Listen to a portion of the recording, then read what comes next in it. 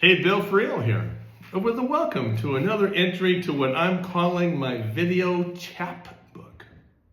This entry is titled, The Singlest Kind of Lady I Know. And it's out of a short story I wrote many years ago and in my retirement have revisited and rewritten. It's about a young woman. Well, a young woman to me. Mid-30s, professional woman with issues past and present, and who wakes up early one morning deeply ensconced in Hangover City. And we find out during the course of the story just how she manages to sort certain issues in her life and how she manages to go from that drunken wake up to arriving at her place of work noonish. It's kind of a long reading, about 45 minutes of 7,000 plus words. So you might want to treat this as more of a listening session than a viewing opportunity, because as far as viewing goes, you ain't getting nothing more than this. And one other thing. If there's anyone out there from the Bell Family Production Company, I just want you to know that this character is Genoa City ready. Just saying. So, without further dawdling, let's move forward to the singlest kind of lady I know. At 5:27 a.m., Jan woke and wondered dreamily if she'd bumped her head sometime during the night, somewhere around her forehead where the pain seemed to be the worst, and from where it spread over the top of her head to the back, throbbing and squeezing. She lay there a moment, hoping it would subside, and in that time tried to focus, to think about where she was, but could only determine a murky light that would not suggest any colors or shapes. All that she could figure was that she was alone on her side in a bed, still drunk with last night's binge, laying full on her bones like a fat, heavy, satisfied man. And it would take a major effort to move or turn over, let alone get up. But her wiser self was demanding to know, the fuck am I? And so Jan brought a knee up and the sheets fell smooth and clean, and she found in the air that peculiar yet not unfamiliar combination of stinking sweet, of cigarettes and air freshener. And from those things she gathered what she needed to know, that whatever it was she'd done last night, she needn't worry about any of that in this minute. She was in a hotel, a good one, and would be safe, and could take care of the sorting out later after just a little more sleep if the pounding and the throbbing and the squeezing would allow. 6:39 a.m. And mercifully, Jan was able to sleep some more, and later, when she woke again, she found herself on her other side, looking at a bright streak of light shimmering from floor to ceiling where the drapes nearly met. She needed a drink of water bad, but was unwilling to make the effort to get it. Not so much because she couldn't, not because she feared making herself sick, but because she knew that any attempt would remind her to come to grips with the fact that it was morning, a weekday, and she had business to conduct, clients to see, a home to show, a night to reconstruct. And how could she possibly do all that or any of it as drunk as she still was? But from deep within, from somewhere in the sludge that was her blood and brain, came that voice again that moved her to pause, to think, hold on now, let's wait a minute. Not the first time here, so let's go. Let's rally, Jan. And she had heard this voice before and heard it as a friendly one. And so she answered with a groan from her will and her body that filled the room, and her ears and her brain, and that was a start. Jan rolled onto her back and stretched out her arms, and doing so reinforced the fact that she was alone. Yeah, that's good, she thought, and laughed a little. She put the heels of her hands near her waist and raised herself up and back until she was sitting against the padded headboard.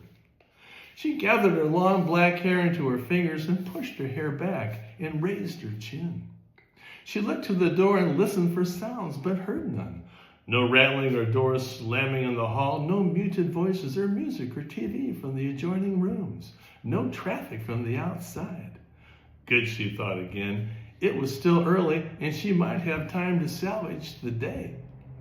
Buoyed by this, she pulled her shins out from under the blankets and sheets and swung her thin feet out over the mattress and placed her feet on the carpet and did a quick survey of the room. Her hose and bra were on the floor next to her bed. Her dress and jewelry were piled on the table across the room. Her purse lay by the lamp on the bureau. Her phone lay by her purse.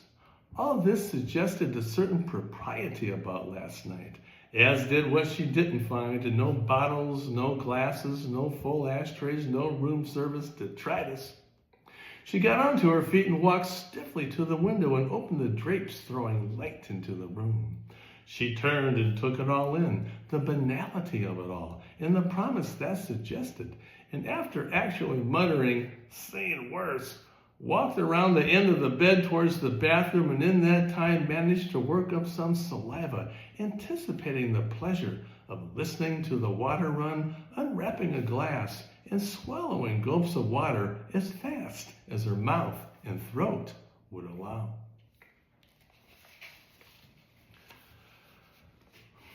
Minutes later, Jan put the soap back in the tray and turned the shower handle more towards the hot and bent the back of her neck to the shower head and let the water run soothingly down her long limbs, shoulder blades, and 30-something hips. There had been times when she was so shaky the soap would fall through her trembling fingers and she'd have to stumble out of the bathroom and back into bed and roll up in the sheets and the blankets.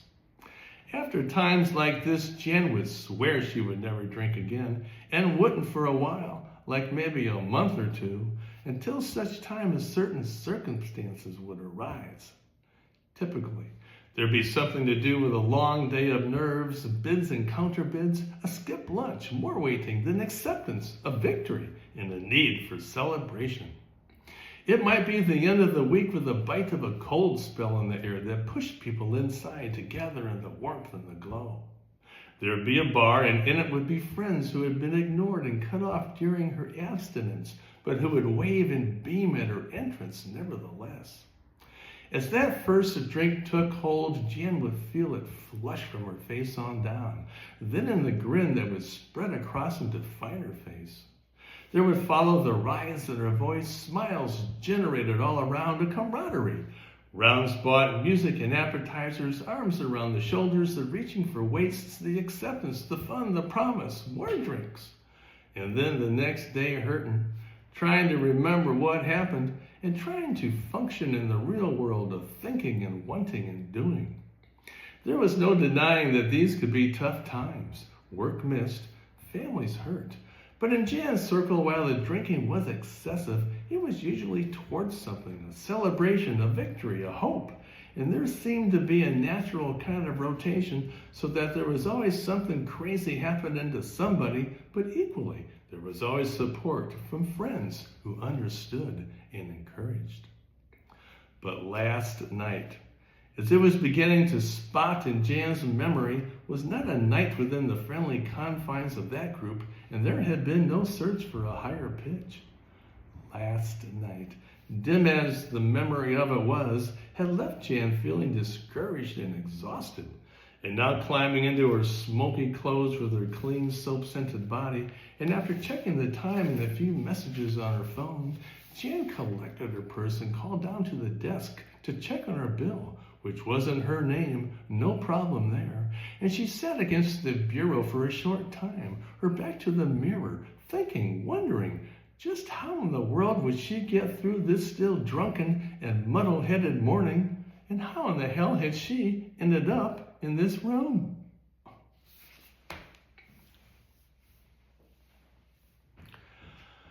"7:26 a.m. Jan drove the interstate around the outskirts of the city, watching the clouds blow in near the top of the skyline. She was dying for a cigarette and deciding she couldn't wait until she got home to her fresh pack, fingered from the ashtray one of the longer butts, blew it off, lit it, and inhaled deeply. She was driving in the middle lane of the interstate loop, right at the speed limit, alternating between fourth and fifth gear of her manual-geared Land Rover. It was a lesson she learned from her father, Charlie Rademacher, who drove and drank for 45 years and never had a wreck, never even got a ticket. He'd say, you work the gears, you stay tight in a lane, you keep your eye on that speedometer. That'll keep you out of trouble. It was a plan he used regularly, as Jan did, and as she did now, still half drunk, but with one thing on her mind, to get home and get home safe, the remembering, the regrets, the tamping of all that down could come later. Jan was living downtown in the gutted upstairs of an old building which originally served as a switching station for the old telephone company. There was money to be made in Jan's neighborhood from any building that was sound, and since the deterioration downtown had ebbed and the newer shiny center was spreading outwards. Jan's building was a plain red brick construction, 2 floors, 2 long halls essentially, and not at all like the many ramshackle 2-story Victorians that populated the neighborhood. She was living in the gym-sized upstairs while the ground floor downstairs was being converted into condos. When the downstairs was done, she'd move into a condo until the building was complete and she would fill it, sell it, take her profit, and move on. Her friends and colleagues told her she was nuts living in these conditions, a construction zone really. But Jan had decided a couple of years prior that she needed a midlife life flip with an adventure package. And so she loved being one with the transformation of a derelict building into a good one, with trendy appliances and exposed brickwork. And she loved, too, the Spartan nature of her life in the rough neighborhood. Like an artist in a loft in New York City, she'd say, making it new, making it fresh. So Jan drove down the avenue, passing block after block of vagrant-looking houses, brown and gray, with crude wire fences around weedy front yards and broken glass and odds and ends of papers strewn along the sidewalks. The sun, which had greeted Jan in the parking lot at the hotel on the other side of town, was absent now behind thick clouds that suggested rain.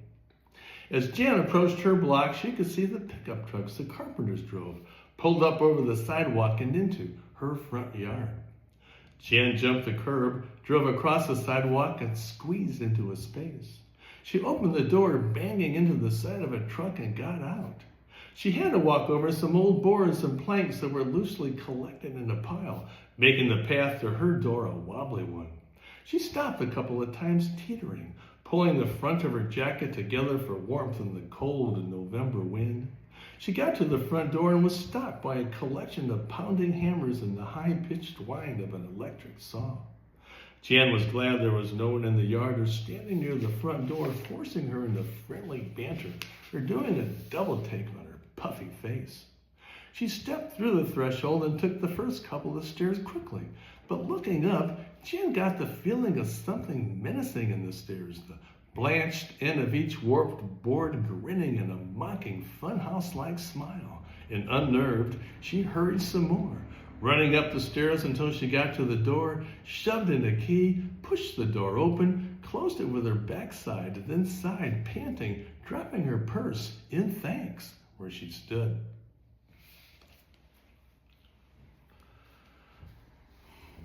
At 11 a.m. Jan set her purse down on the sink and reached for the refrigerator that stood in a space with an old stove and sink and table and chairs that would one day be transformed into a shining kitchen in a condo. There were no cupboards, and what dinnerware and pots and pans she did have were collected in a single moving box by the table. She opened the refrigerator door and pulled a can of juice off one of the shelves, then turned to the sink where she cringed and thrust her hand into a tub of cold gray water. She lifted out a glass, ran some water in it, dumped it, and filled the glass with juice. She drank the full glass without stopping and filled it again, and drank that glass down along with a handful of Tylenol she dumped out of a bottle she kept on the sink. Jan walked a couple of steps over to the table, picked up a carton of cigarettes, and dropped a pack into her hand. Unwrapping the cellophane, she opened the pack, withdrew a cigarette, put it between her lips, and went to the stove where she turned on the gas and bent over to the blue flame for a light. Standing up, she took a couple of long drags, inhaled and let the smoke out. She heard a flat-sounding tapping and looked to a window and saw that the wind was beginning to blow rain. From the window, she looked to the middle of the huge room where she had arranged the few belongings she didn't keep in storage. A short sofa, a bed, a laptop and speaker, a metal clothes rack stuffed with clothes hanging, an ironing board, and a small chest of drawers. Behind a standing folding screen in the corner was a tub and a toilet, and next to the toilet, Jan kept a travel duffel with her makeup and makeup mirror and many feminine odds and ends. Jan took another big draw on her cigarette, inhaled deeply, and blew the smoke out. God, it was a relief, she thought, and good to be in her own place. Jan turned off the stove, crushed her cigarette in the sink, and walked slowly across the floor to her bed. She had intended to undress, but still tired and headachy, could not resist the allure of her own sheets, the familiar weight of her blankets, the smell of her hair on the pillow, the comfort of her firm mattress. She had no morning appointments, and as a many-time awarded Universal Realty peak performer, Jan had earned a good deal of freedom managing her workday. So she fell into bed fully clothed and reached down and pulled the blankets up under her chin and curled up. There, she thought, scrunching up, watching the wind spray rain against the window, listening to another flurry of hammering downstairs. Nothing can touch me here. And safe in her own digs and sounds and solitude, Jan decided it was time to begin the dirty work of sorting out whatever it was that had happened last night. She had gone to the hotel about 7 to meet David and went straight to the bar and ordered a Glenlivet. The day had gone poorly and she was especially looking forward to seeing them. She was trying to close a deal with a couple, the McMahons, and was having little luck. Jan felt that the woman, by her face and body language, seemed really interested in the home. But the husband, not so much.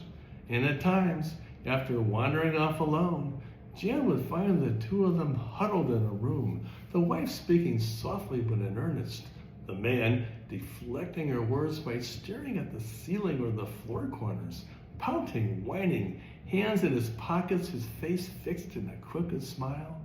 As Jan would enter, the two of them would pull apart and stare at her, grinning sickly, and Jan would have to say something trite about the room.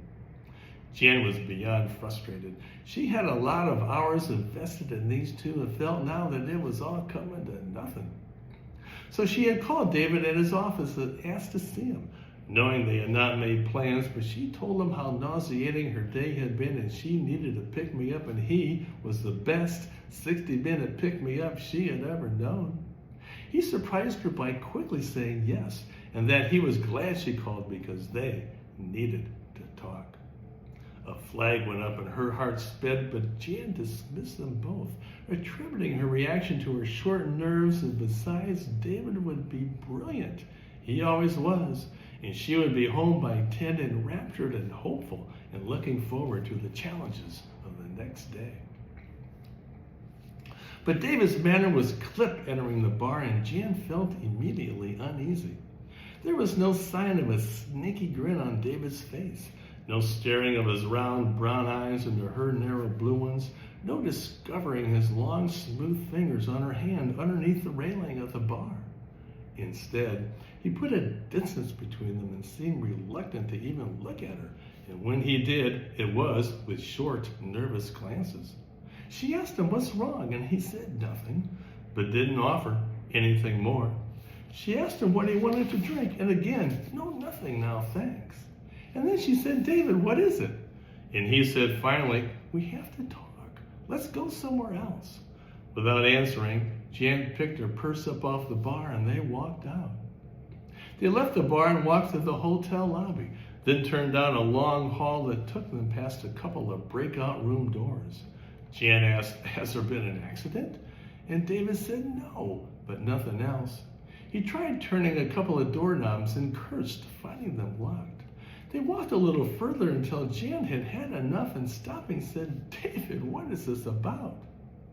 David looked down the hall past Jan, then took her gently by the elbow and led her into a cubby with an ice machine. He put his hands in his trench coat pockets and stared at the floor. Then he pulled a hand out and laid it on the lid of the ice machine and leaned on the stainless steel. "David, what?" Jan finally cried, standing beneath the fluorescent ceiling light and the sound of ice falling in the machine. David looked at her sadly at first, then seriously, as if remembering a more suitable pose and assuming it said, "We have to break it off. Susan is suspecting, I can tell. I don't know how she found out, but she has. She's been asking me about places I've been with you. Have I been to the towers? Have I seen the new oyster bar? Would I like to go sometime? She's setting me up. There's going to be hell to pay. I can feel it, and I can't deal with this shit right now." Jan pressed for details.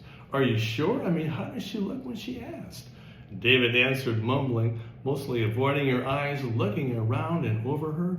Jan pressed on, rapid-fire questions, doubting the Susan angle and wondering if David was just done with her. She felt her heart racing and her voice becoming shrill. Suddenly, David shifted from apologetic and bewildered to biting and challenging. He asked, "Then what right do you have to question me since you have nothing to lose?" The question hit Jan hard and she flinched from the force of it. She leaned against the wall and turned her head. David was struck by Jan's hurt and started to apologize, but Jan just waved her hand. David said, "No, wait," and grabbed Jan by the shoulders. Jan threw her hands up and pushed David's hands away. David grabbed her again at the shoulders, but this time Jan grabbed back, holding the lapels of his coat and giving him a good shove. "No," she said as loud as she could. "Fuck it then, all of it." David looked at her, surprised, then hurt, then relieved. "Your call," he said, and without another word, he walked by her and down the hall.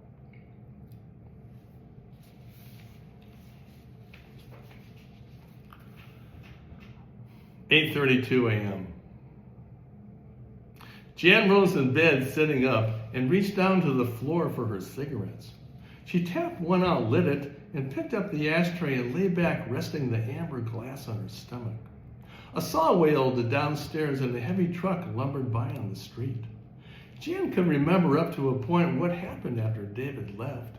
She knew she had gone back to the bar, had some drinks, moved over by the piano, but then things began to get patchy.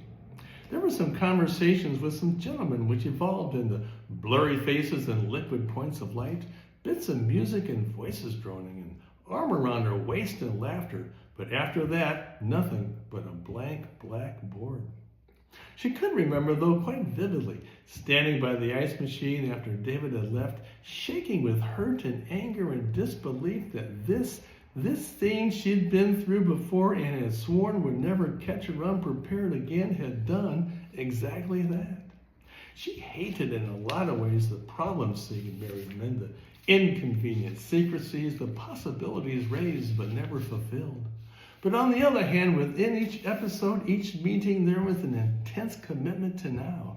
The now that was a spinning thing sexually and emotionally that sucked her in and shot her back out into the world flushed and headstrong, with a glow of excitement and vitality that she could see other people were drawn to.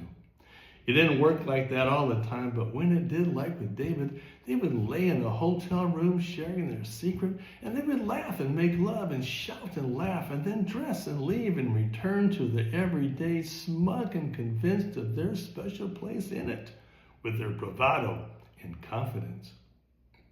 Jan rubbed her cigarette out on the ashtray on her stomach and set the square down on the floor next to her bed. She turned onto her side and curled up again in the blankets and pulled them tight beneath her chin. She shivered a little, snuggling, and for someone who'd just been jilted, who'd woken up drunk in a strange hotel room, who was in bed still in last night's smoky clothes, Jan felt oddly smug. "Oh, David," she said softly to herself, Feeling a grin lift the corners of her mouth and lighten for a moment the load that was still heavy on her body. "You're such a safe player." She laughed a little, closing her eyes, thinking about David and how much he had loved their secret, and how easily, like a little boy, he had dropped it after having been caught. Jan reached for her phone to see the time. She closed her eyes again and thought she could make it to the office by 10:30 or thereabouts, or she could lie about a flu bug and stay home a couple of days and watch a YouTube TV and forget about everything. Instead, Jan closed and opened her eyes, then closed them tight, drifting into a doze, thinking about how delicious and seductive sleep could be.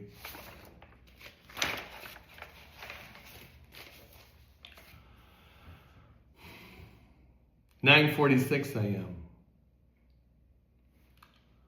The ringing of the phone didn't startle Jan.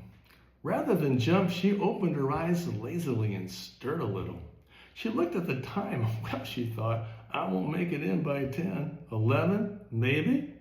The hammers were pounding downstairs, first one, then together. An old school crew, this one. No nail guns for these guys. It amused Jan in her sleepy state to think of a cartoon she loved as a kid with cats dressed in caps and overalls pounding away on the side of a building in time to the music. The phone rang again and Jan looked at it. Universal Realty and the office number. She sat up debating whether she should answer. She felt lighter in her limbs and her headache was half of what it was before. The phone rang a third time and it occurred that it might be something important. But then she thought that is exactly why she shouldn't answer, since honestly, she was still far short of sober. So she listened instead to her voice soliciting a message. Yellow, this is Janet Rademacher. I'm not available, but if you leave your name and number and a good time I can reach you, I'll be sure to give you a call. I know we can make a connection. Bye. Jan, this is Nora. If you're there, you better call in right now. Mr. Livingston once. Jan hung up and quickly put the phone down. That, she thought, is way too soon. So Jan swung herself out of bed and slid across the old wood floor to the sink, where she pulled out a small pot, rinsed it, filled it with water, and put it on the stove. She bent over, reaching into a moving box, and pulled out a small French press and some grounds from between the sundry cans and packages, and set all that on the table. She grimaced again at the cold gray water in the sink, but reached in anyway and gingerly fished around for a spoon and a cup, rinsed them, and dropped those on the table. She lit a cigarette, and waiting for the water to boil, Jan decided to change, finally, into a robe and some slippers and just sit for a time and settle, and let her mind roam before deciding what to do about work. So, change and settle and roam she did, to regrets, of course. The blank blackboard, whoa, not good, dangerous even. But her favorite bars were what she called her appointed rounds, and she rarely strayed beyond. So, over the top and into the abyss, guilty as charged. But she'd climb out like she always did and do a little penance with some sober time. And during that time out, she would endure the raised eyebrows and snide remarks around the office, but in short order, someone would need a favor, and the looks down the noses would disappear as Jan worked things out, and then all would be forgotten. So, penance? You bet. But she would not go prostrate, no way. All right, next. Oh yeah, how about that job? She was well into six figures from the get-go, took the house flipping like a champ, and made some good investments. She was proud of that and of herself, and knew all that gave her stature in a field dominated by men. Yep, good. Very good. But Jan had to admit that lately, from time to time, her bravado and confidence seemed to be a thing a bit on the wane. She knew she lacked the pop she had in her go-go 20s and was changing on the outside, the wan color in her face from her habit of good scotch, the lingering hangovers and missed days at work, the questionable you do you with side-eye, and then this new one. Girl, You're the singlest kind of lady I know. Are you good?" She'd been thinking of that list as a sum of diminishing value and could sense people subtracting and adding, and not in a good way. The not in a good way was a thing to worry about, and Jan wondered just how much more worry there was coming down the road, and oh, fuck, she thought. And now this. She could see it so clearly, remembering her father years ago coming down the road after work on a warm evening, screeching to a halt in the drive, falling out of the car and onto the grass, drunk as he could be, music blaring, laughing at himself, neighbors watching. How he could ever make it home in that condition without hitting a dozen cars was a mystery to everybody. But he always did, and she would watch her mother help him into the house and into bed. And Jan could remember leaving for school the next morning, seeing him on the couch beneath a blanket with a cigarette and ashing into an empty can of Coca-Cola, the TV on softly, talking on the phone, saying things like, "I didn't. Oh, don't tell me that." Then after a pause, he'd laugh and say, "What's so funny?" "Oh, no." And they didn't mind. And he'd talk some more, then hang up, cheery and smug, and reach down and catch Jan looking at him, and he'd wink. Yes, wink, Jan would remember, and not a perfunctory or deflecting kind of a wink, but a "ain't life grand" kind of a wink. Until her mother would come home from work, and the two of them would start arguing and hacking away at each other with curses and threats. When Jan and her brother were older, they would leave the house and go off anywhere. But when young, all they could do was go to their rooms and listen to the swearing and the hurting. And afterwards would be a time of great gravity in the house, and they would, the four of them, stay in their respective spaces deep in their own feelings. Then, gradually, they would venture out, carefully, through the hall to the bathroom or the kitchen, staying out of the gathering spaces as much as possible. But after a while, one of them would relent and turn on the TV, and another, passing, would share a laugh at a line in a show or scoff at an item of news, and the gravity would ease some until little by little they would all finally come back together. And these times would be days of great buoyancy as forgiveness and emotion and promises would spring out of all of them, and they would become giddy almost, leaping towards one another. But invariably, the gravity would return because her father would go off on a drunk again and the whole thing would start all over. And as Jan remembered those times, she remembered her early teenage self, lost on what she thought of as her own lonely moon, and how she would imagine herself bounding about aimlessly in long arching steps, getting nowhere really, and looking at that bright blue marble on the horizon with its great promise, and knowing there was little, if any, chance of ever getting to it. It was the idea of never getting to it that worried Jan then and worried her now, whatever the it was. Joy, love, home. I mean, Jesus, Jan thought, pulling her robe together, watching the water on her stove coming to a boil. What do I do with all that?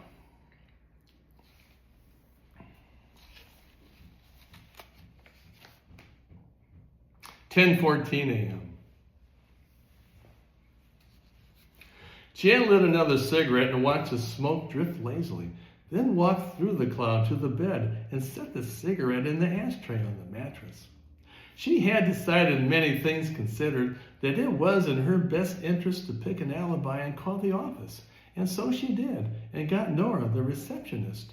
And after giving her a not-so-great story interspersed with half-truths and hesitations, told Nora to let the boss know that she would be in after 11 and working late. When Jan finished, she waited for a perky, businesslike reply, but instead got a long moment of silence, too long, and Jan imagined Nora sitting at her desk in the sunken room among the waxy potted palms with her hand on her forehead, about to talk down to Jan with a voice full of snarky, "We all know what's going on here" tone, and Jan thought, not happening, and said hoarsely, "Sorry, Nora, bad connection on my end," hung up and threw the phone onto the bed by the smoldering cigarette. Jan glared down at her phone as if in a stare-off, as if Nora and the boss and the whole office were gathered like a Greek chorus with a summary of her life. And Jan felt a flash of heat rise in her face, and she wondered quickly, why am I doing this? Idiot. She thought about chucking the whole thing, throwing some clothes into a suitcase, going for a long drive, days or weeks maybe, to New England or south to Atlanta. She had cash reserves, and not a small amount. Then she looked up and saw that the rain was falling hard now, making thick gray lines in the air, and she walked over to the window and looked out at the street and the sidewalks and saw the rain splashing in the puddles and streaming through the gutters. The clouds looked low and dark, and the wind strong, and Jan could see pages of newspaper blown up against a chain-link fence surrounding a nearby empty lot. Surprisingly, this picture calmed her and reoriented her thinking, as she could see she was looking at her world, her chosen world, and Jan felt a shift, this one away from flight and into what she knew about being tough and facing the day. From the window, Jan walked over to the space where she last placed the duffel with the makeup. She picked up the bag and the mirror and moved to the kitchen table where she could sit comfortably in some light and put on her face. She took the mirror and set it on the table and moved the chair around so some suitable light would fall on her face as she leaned forward. She moved her chair a little closer and nudged the table, and the mirror swiveled and she saw her face appearing, then out of the glass, the same way images from last night would flash in her mind. She thought about David's face at the bar, how he had been reluctant to show it to her, and how he looked, standing at the ice machine, nervous, then angry. That image hurt, so she shifted to another one. At another time, the best one she could remember, a time soon after they had met, when their bodies were still new to one another, but familiar enough to meet and come together without hesitation or awkwardness. That day, they had made love quickly the first time, and with great rhythm and lust, and they no sooner had stopped that they started up again, fluid, like swimming through one another, kissing, sweating, finding tempos in the music, not caring about anything but the roaring current that was surging through and under them, and then, ding dong, she remembered. It was David. He had come back. A text from a bartender? And finding her, said what, she had no idea. But he must have gathered her drunk ass together, found her wallet and charge card, and gotten her to a room. She could remember now bits and pieces at the hotel desk and the hotel lobby, and remember stumbling around and David guiding her. She was obviously in no condition to get herself anywhere, and he chose not to stay. But what happened last night had happened, and it seemed to have happened with just a few fireworks. So then she thought, in this order, David. Sweet, loyal, eminently fuckable David. The one, and the hotel, it had always been their favorite, and the staff. She'd be dropping Benjamins later.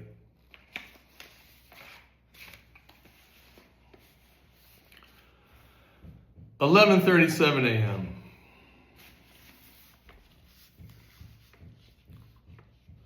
Driving across the 16th Avenue Bridge, Jan could look down and see the brown water churning from the morning rain. She was on her way to the office to at least make an appearance, having rescheduled her afternoon appointments and riding the good feeling of remembering David returning and finding her at the hotel. And she was thinking, too, that later, after a swim and a steam and a meal and some sleep, she could, the next day, be back in form, whole and able. She left the bridge and turned past the brick terrace of the old farmer's market, which was vacant and wet and matted with litter. She turned again and a block later bumped over a wide set of railroad tracks.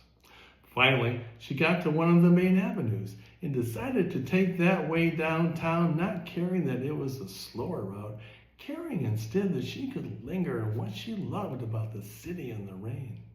The neon all around, full on, and the taillight red streaking the wet pavement, the silvery raindrops beating on her window, the time her wipers kept, how shoppers holding bags close to their chests huddled warily under awnings, how the rain imposed a definition on the day. She especially loved that. Desperation one moment, enchantment the next. And in the embrace of that grand sentiment, Jan decided she could indeed flip this day and turn her shithole of a morning into a clean, well-lit afternoon. She could see herself walking into the office, no marching into it, head up, shoulders back, and aiming straight for Livingston's glass-enclosed space. He might be on the phone and looking up, see Jan heading straight for him. Their eyes would meet and Jan would walk right in. Without hesitating, she would set her purse down in the chair facing his desk and begin to take her coat off. Livingston would say, "Okay, yeah. Hey, let me call you right back," and hang up. He would set his phone down and sit back in his chair, maybe placing his hands behind his head. He'd say, "Well?" Jan would plant her feet and put her hands up as if ready to catch a pass courtside. She'd drop her chin and look her boss square in the face. She'd say, "The McMahons, this is how it's going to go." And she'd be off, and she'd be spectacular. So Jan drove on, circled the War Monument, passed a mounted policeman, paused for some pedestrians, then turned into the parking garage beneath her building and drove to the level where she had a reserved space. She slowed, pulling partially into her spot and stretching her neck out to look over the front of her car, thought she caught in the corner of her eye a figure moving quickly, then hiding behind a concrete pillar to her left. Jan kept on the brakes and looked. She sat at an angle halfway in her space, blocking the right-of-way, looking at the sides of the pocked gray column. A car came up behind her, a big silver SUV, and stopping, flashed its high beams and honked. Jan looked behind her, then at the column, then behind her again. Muggings were common in the city, and she thought about backing up and going to another level, but the vehicle behind her honked again, and Jan could see it inching closer, so cursing, she took her foot off the brake and pulled into her space. The SUV squealed its tires and roared past. Jan sat for a moment. She was sure she had seen someone and was worried. She felt some heat come up in her face and it pricked her hairline. Fucking mugger, just what I need, she thought. She blew out a big breath. Jan grabbed her purse off the seat next to her, threw open her door, stepped out and slammed it shut and started hurrying. She quick-stepped over the concrete to the elevator door with a big green 2 on it, her heels clicking and echoing in the cold, dark, yellowish air. She was surprised by the sight of her breath and how quickly she tired and how nervous she was. She was running now as fast as she could in her heels and slipped twice on the greasy concrete. When she got to the door, she hit the button, then looked behind her through the dim fluorescent light and saw but 2 rows of car trunks and the gray wall at the end. She turned back to the elevator and it opened. She jumped in and, facing forward, hit the lobby button over and over, making the doors close. And in those few panicky seconds, Jan reimagined that version of her younger self from earlier, bounding about aimlessly on a lonely moon, a moon this time in the form of a dank and dark parking garage in a cold, struggling city. Jan shook her head in disbelief. The fuck am I, she thought, her wiser self, again. The clock above the buttons read 12:17 p.m. The floor shook, and Jan began her ascent. The end. Well, that was a lot. That's our girl. Janet Rademacher, the singlest kind of lady I know. Material girl and mercurial girl, for real.